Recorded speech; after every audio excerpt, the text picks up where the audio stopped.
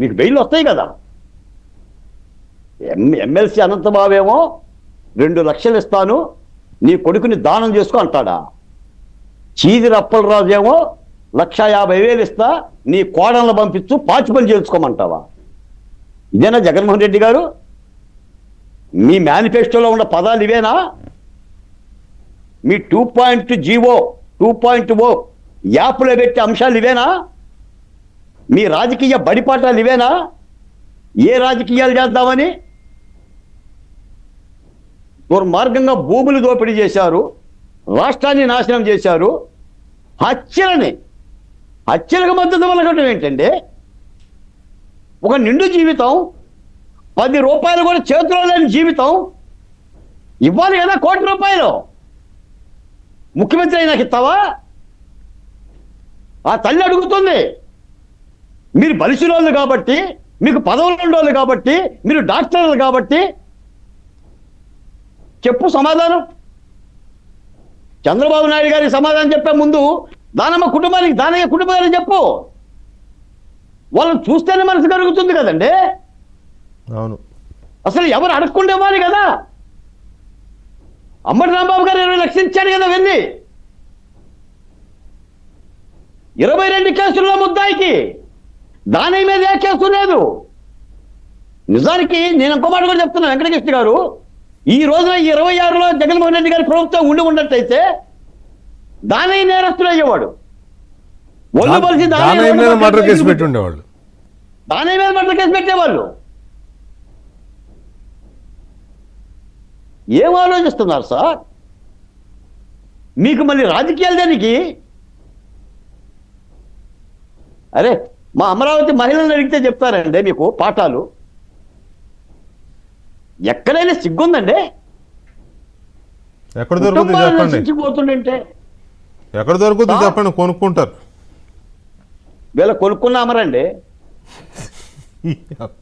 Shop వాడు అమ్మడేళ్ళకి వాడికి సిగ్గుంది కాబట్టి. కత్తి విలువ కలదది. అంటే చాలా దుర్మార్గమైన పద్ధతిలో జగన్మోహన్ రెడ్డి గారికి కావాల్సిందంటే ఒక పెట్టలేకపోయే గ్యాంగ్ కావాలండి. నేరగాల సంస్కృతి కావాలి.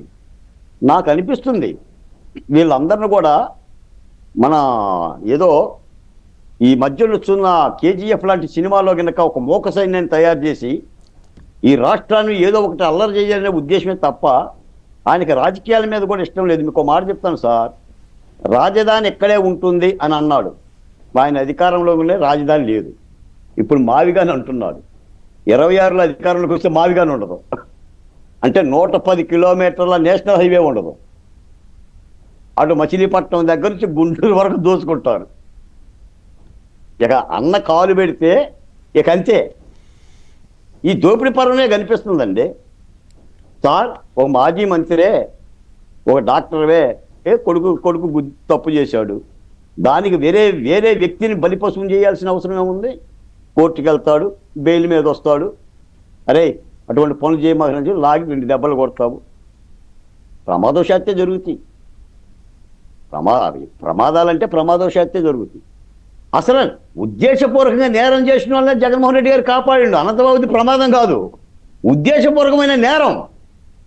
గజమాలలు వేశారు రంగరంగ వైభవంగా. ఈ అసలు ఈ పారిపోయిన అయితే వస్తున్న జగన్నాథ చక్రాలు నీ స్పీకర్ పదవి కోసం జగన్మోహన్ రెడ్డి గారిని నెత్తిని పెట్టుకొని జగన్నాథ రథచక్రాలు అయితే జగన్మోహన్ రావు రథచక్రాలని, జగన్మోహన్ రెడ్డి రథచక్రాలను స్తుతించాడు, పాటలు పాడావు. వ్యక్తి చనిపోకుండానే రికార్డులు చంపేశాడు. ఎవరో మహిళను తెచ్చేసి 4 కోట్ల రూపాయల భూమిని కబ్జా చేశాడు. ఏ శివేకర్ గారు జైలు అంటే భయమా? బెయిల్ రాదని భయమా? మరి ఇంత పిరికి లక్షణాలు గల కమ్మ వైరస్ అని ఎట్టన్నారండి? ఏం మాట్లాడారు మీ రోజున? ఆ రోజున మీరు సభాధ్యక్షుడిగా మాట్లాడాల. ఒక మాట గుర్తు చేయాలి మీకు వెంకటకృష్ణ గారు, ముఖ్యమైన మాట. కోడెల శివప్రసాద్ గారు ఏ పాపం చేశారండి? ఏ తప్పు చేశారు సార్? రూపాయి డాక్టర్ అండి, పలనాటి సింహం. పర్మిషన్ లేకపోతే ఫైన్ కడతానన్నాడండి. లిఖితపూర్వకంగా లేఖ రాస్తే 420 కేసు పెట్టి అవమానపరిచి, ఇబ్బంది పెట్టి, ఆత్మహత్యకు గురయ్యేలా చేశారు. కాదా తమ్మినేని గారు? మీరు ఉన్నారు కదా, చీదిరి అప్పలరాజు గారు ఒక పెద్ద దిక్కు కలిగిన తెలుగుదేశం పార్టీ దిగ్గజం, గుంటూరు జిల్లా నాయకుడిని పొట్టలు పెట్టుకున్నారు కదండి. రాజమండ్రిలో 2 సెంట్ల కోసం గోడ దూకి అరెస్ట్ చేశారు. అచ్చెన్నాయుడు గారిని ఎలా తిప్పారు? దేవినేని ఉమాని దేని మీద అరెస్ట్ చేశారు? లోకేష్ గారిని ఎక్కడ కూర్చోబెట్టారు? పవన్ కళ్యాణ్ గారిని ఎక్కడ పడుకోబెట్టారు?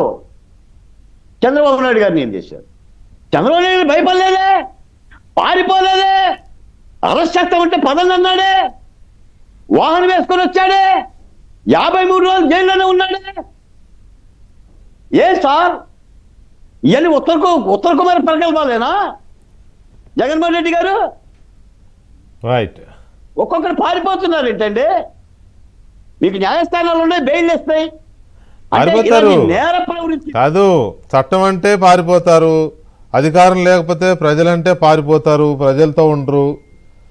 పారిపోవడం ఒకటే తెలుసు వీళ్ళకి. ఒక్క నిమిషం బాలకోటే గారు, చివరి మాట చెప్తుంది సార్, కిరణ్ రాయల్ గారు. వాములు తిన్న స్వాములు, యా, వాములు తిన్న స్వాములు అండి. అంతే అంతే.